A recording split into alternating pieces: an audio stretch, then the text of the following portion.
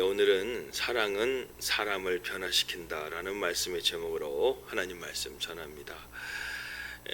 요셉이 이제 드디어 형제들과 죄를 하게 됐는데 베냐민을 데리고 왔습니다. 잔치를 열었는데 다 즐겁게 잔치를 잘 마치고 나서 요셉이 한 가지 시험을 합니다. 형들의 자루에 돈을 집어넣고 또 베냐민의 자루에는 은잔을 집어넣어서 그들이 이제 애굽을 떠날 즈음에 군사를 보내가지고 그들로 하여금 그렇게 붙잡아서 자루에 있는 돈과 베냐민의 자루에 있는 은잔을 발견해가지고 그들을 다시금 잡아서 함정을 파게 된 것이죠. 그렇게 해가지고 이제 베냐민만 두고 가라 그렇게 이야기를 하고 말을 하자 유다가 요셉을 설득하는 그러한 장면을 우리가 지금 보고 있습니다. 우리가 이것을 함께 보면서요, 오늘 참사랑이 과연 무엇인가를 우리가 새롭게 깨닫게 되는 그런 중요한 메시지가 있습니다. 여러분, 참사랑이라는 것은 무조건 우리가 잘해주는 게 참사랑일까요? 무조건 용서해주는 게 사랑일까요? 그것이 아니라는 것입니다. 때로는 징계도 사랑이 될 수가 있고요. 그래서 죄를 깨닫고 하나님께로 돌아오게 되는 것이야말로 또 사랑이 될 수가 있습니다. 지금 요셉은요, 바로 그러한 징계를 내리는 그러한 것을 통해서 형제들로 하여금 죄를 깨닫게 하고 또 그리고 가족 간의 아픈 상처와 그런 것들을 다시금 풀려고 하는 그러한 모습을 가지고 있는 것이죠. 이런 고난을 통해서 요셉의 형들은 점점 변해가고 있는 것을 우리는 발견하게 됩니다. 첫 번째로 형들은 어떻게 변했는가? 진실하게 변했습니다. 거짓말하지 않고요, 있는 사실 그대로 지금 고백하고 있는 것을 보게 됩니다. 유다의 말이 다 맞죠. 아버지에게는 라헬이라는 그 아내의 사랑하는 아내의 두 아들이 있었는데 그 하나들은 죽게 되고 그리고 또 하나들은 남은 게 베냐민인데 이 베냐민을 두고 가게 되면 우리 아버지 반드시 죽습니다.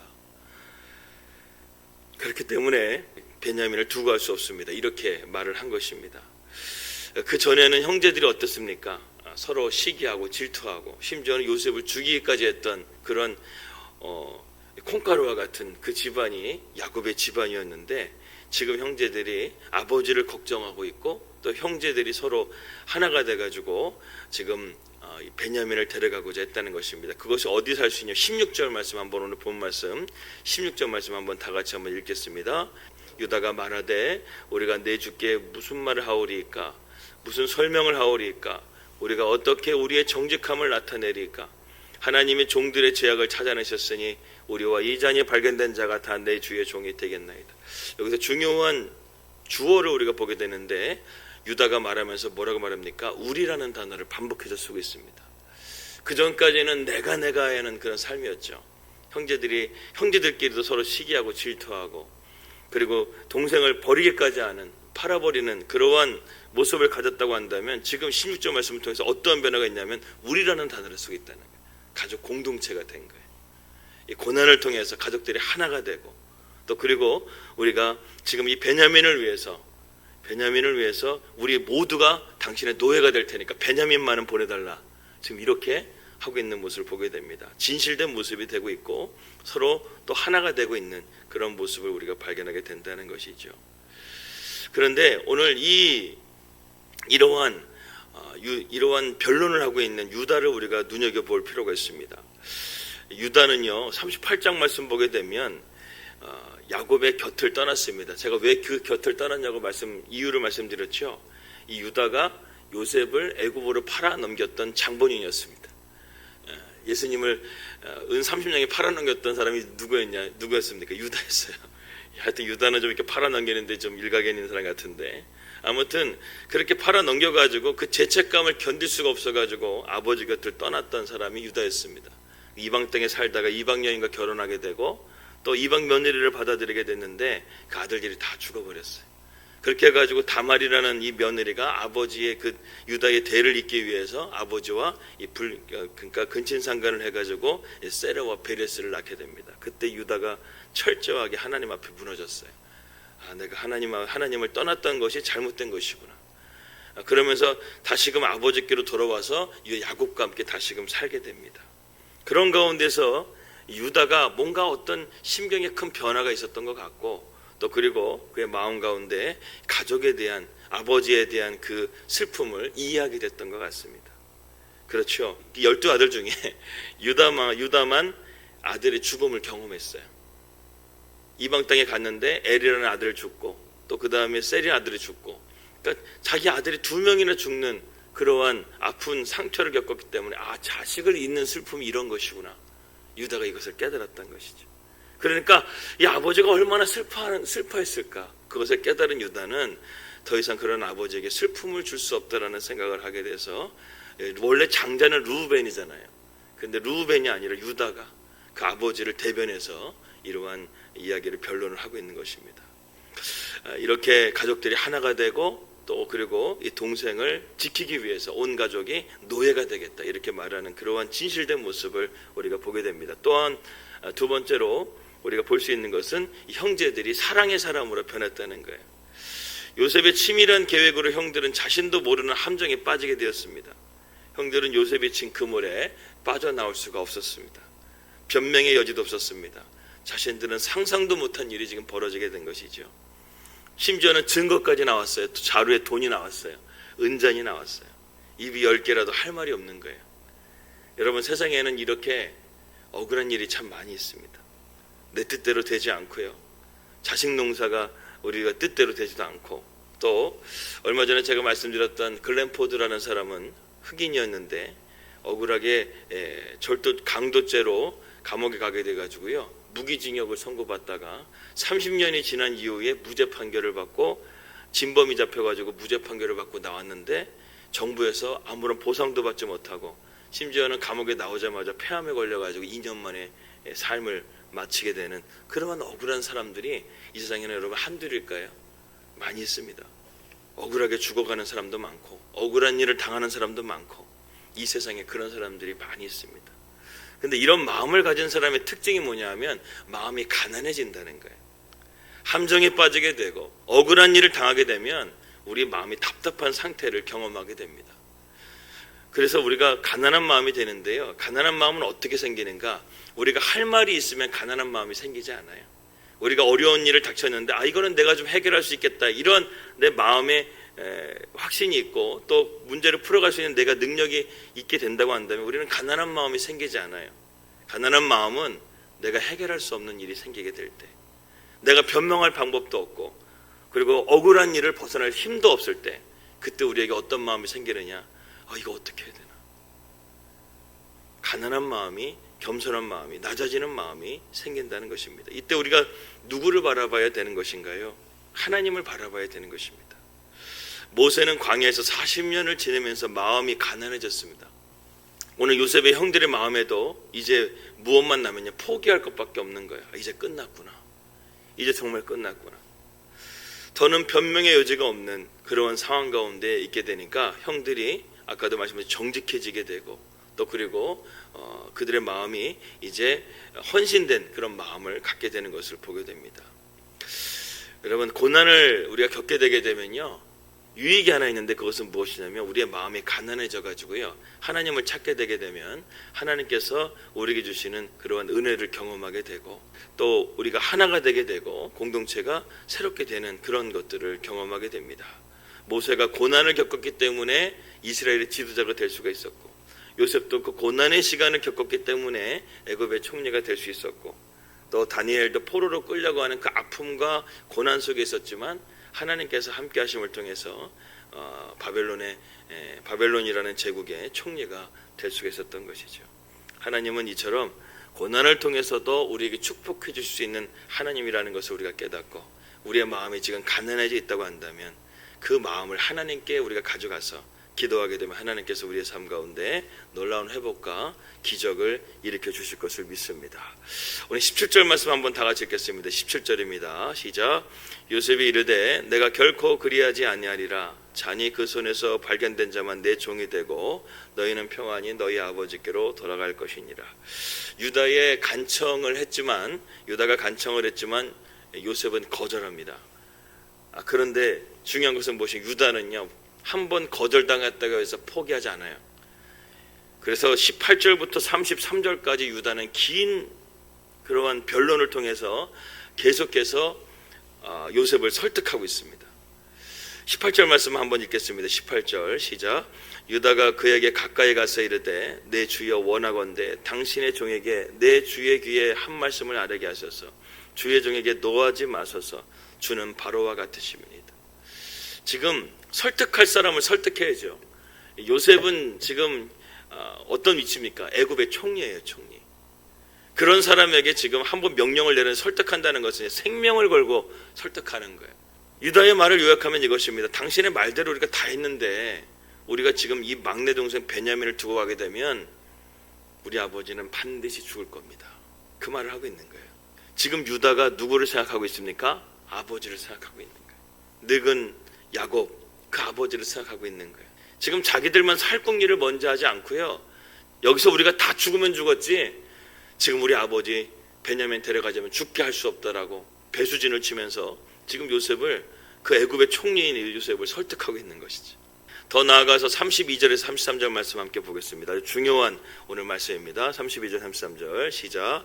주의 종이 내 아버지에게 아이를 담보하기를 내가 이를 아버지께로 데려 돌아오지 아니하면 영영이 아버지께 죄짐을 지리이다 하였사오니 이제 주의 종으로 그 아이를 대신하여 머물러 있어 내 주의 종이 되게 하시고 그 아이는 그의 형제들과 함께 올려보내소서. 지금 유다는요 물불을 안 가, 2판 4판입니다. 애굽의 총리 앞에서요 지금 협박하고 있는 거예요. 나 차라리 베냐민을 못 데려가, 차라리 나를 여기다가 두고 베냐민 데려가게 해달라고 내 생명을 지금 걸고 있는 것입니다. 여러분, 이것이 바로 중보기도입니다. 오늘 32절 33절 말씀에 가장 중요한 교훈은 우리에게 중보기도가 어떤 것인지를 보게 됩니다. 여러분, 중보기도는요 그냥 그 사람 이름 부르고 기도하는 정도가 아니라 내 생명을 걸고 차라리 내 생명을 가져갈지언정 저 사람 살려달라고 하는 게 중보기도인 거예요. 예수님께서 십자가에 달려 죽으실 때 자기를 조롱하고 자기를 십자가에 못 박았던 사람을 위해서 주님이 중보기도 하십니다. 아버지여 저들을 용서해달라는 거예요. 저들은 자기들이 하는 죄를 알지 못합니다 하면서 저들을 사하여달라고 기도하고 있는 거예요. 자기 생명을 걸고 주님은 중보기도 하셨다는 거예요. 그러니까 여러분들이 정말 기도하는 그 중보의 대상이 있다고 한다면 그냥 우리가 이름만 불러서 기도할 정도가 아니라 정말 내 생명을 걸고 하나님 내 생명을 걷어가실지언정 하는 저 영혼 살려달라고 그렇게 기도하는 것이 진짜 중보기도라는 거예요. 그 사람의 아픔이 나에게 느껴지게 하시고 그 사람의 연약함이 나에게 느껴지게 해주셔서 하나님 저 사람을 하나님 변화시켜 주십시오. 저 사람을 새롭게 하여 주십시오. 필요하다면 내 생명까지 가져가십시오. 이렇게 말하는 것이 진짜 중보기도라는 거예요. 유다가 지금 그렇게 하고 있는 거예요. 아버지의 죽음을 나는 볼 수 없습니다. 차라리 희생이 필요하다면 나를 죽이시던가 하시던지 저 베냐민은 꼭 보내달라고 지금 중보기도 하고 있는 거예요. 아버지를 위해서 중보기도 하고 있는 유다를 우리가 보게 됩니다. 어쩌면 이것은 우리가 장자가 해야 될 역할이죠. 근데 르우벤은 침묵하고 있습니다. 유다가 자기 자식의 죽음을 보면서 아버지의 슬픔을 느꼈다. 여러분, 그러니까 우리가 고난을 당하는 것이 무시 못하는 게 뭐냐면 그 고난을 내가 겪었기 때문에 그 고난을 겪은 사람을 이해할 수가 있는 거예요. 유다는 자기 자식의 죽음을 보면서 요셉을 잃었을 때 그 아버지의 심경이 어땠는지를 느끼면서 이번에 정말 베냐민마저 데려가게 되면 우리 아버지 정말 죽겠구나 그 생각을 하면서 생명을 걸면서 장자가 해야 될 그 역할을 유다가 대신하고 있습니다. 여기서부터 이스라엘의 장자가 바뀌게 됩니다. 야곱의 나중에 야곱의 49장 말씀에 보게 되면 야곱의 축복이 있잖아요. 그 축복에 보게 되면 장자의 축복을 누가 받나요? 유다가 받아요. 왜? 아버지로 생명을 걸었거든요. 그것을 야곱은 크게 봤던 것입니다. 여러분, 어딜 가나요? 장자는 항상 좀 그 역할이 좀 다른 것 같아요. 장자는 희생이 필요합니다. 옛날에 참 그런 분들이 많았죠. 가족을 위해서 장남인데 가족을 위해서 공부도 포기하고 꿈도 포기하고 생계도 뛰어들어서 가정을 세우려고 하는 그것이 그 장남의 역할 그거 아니겠습니까? 우리 박금자 씨님도 장녀시지 않습니까? 우리 교회 얼마 전에 그 박선희 집사님 그 얘기 간증을 좀 들었는데 이번에 가족여행을 좀 다녀왔다고 합니다.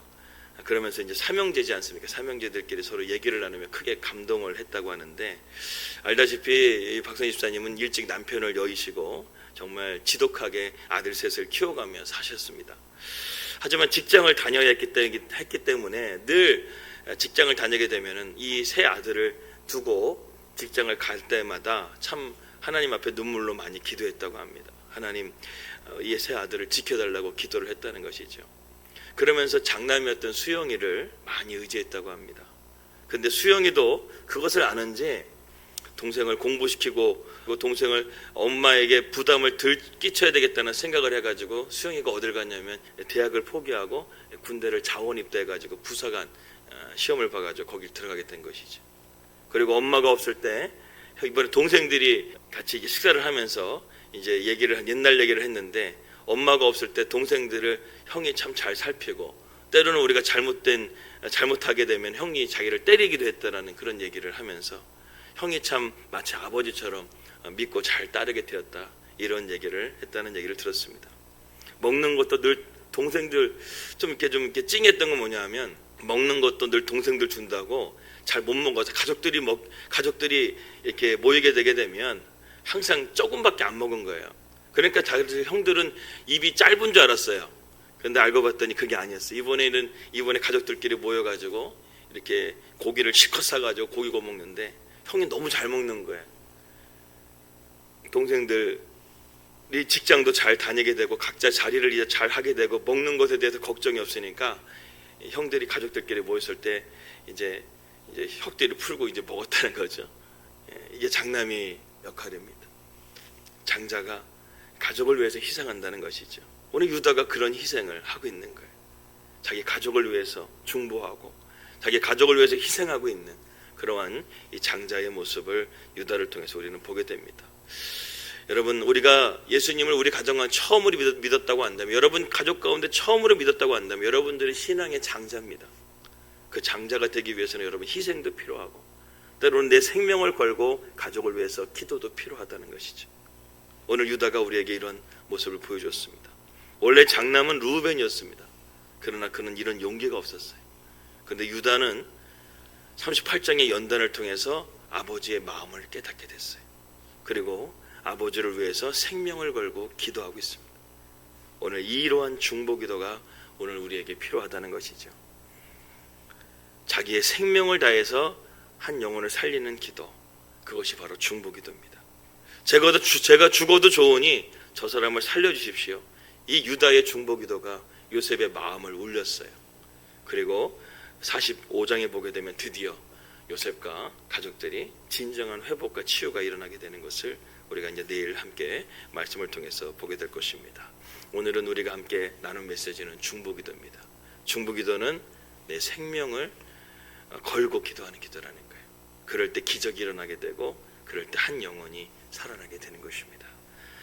오늘 우리의 삶 가운데서도 이러한 유다의 중보기도, 예수님의 중보기도를 본받는 우리 성도들이 다 되시기를 주님의 이름으로 기도합니다. 기도하겠습니다. 하나님 아버지, 감사합니다. 오늘 사랑은 진정한 변화를 일으킨다라는 말씀의 제목을 하나님 말씀 나누었습니다. 유다가 하나님 아버지를 사랑하고 동생 베냐민을 사랑했습니다. 그래서 자기의 생명을 걸고 지금 중보기도를 하고 있습니다. 하나님, 우리의 삶 가운데도 오늘 이 중보기도의 귀한 깨달음을 깨달아서 우리의 생명을 걸고 한 영혼을 살리고 우리의 생명을 걸고 기도할 수 있는 우리 사랑하는 성도들이 다 될 수 있도록 인도하여 주시옵소서. 예수님은 우리를 위해서 중보하셨습니다. 생명을 걸고 십자가에 죽기까지 우리를 위해서 중보하셨습니다. 우리가 그 사랑을 받은 만큼 오늘도 우리의 삶 가운데 주의 복음이 필요한 곳에, 주의 사랑이 필요한 곳에 하나님의 사랑을 증거하고 주의 능력으로 담대하게 살아가는 주의 백성들 될 수 있도록 인도하여 주시옵소서. 예수 그리스도 이름으로 기도합니다. 아멘. 이 시간 우리 주여 세 번 부르짖고 통성으로 기도하시다가 자유로이 들어가겠습니다. 주여!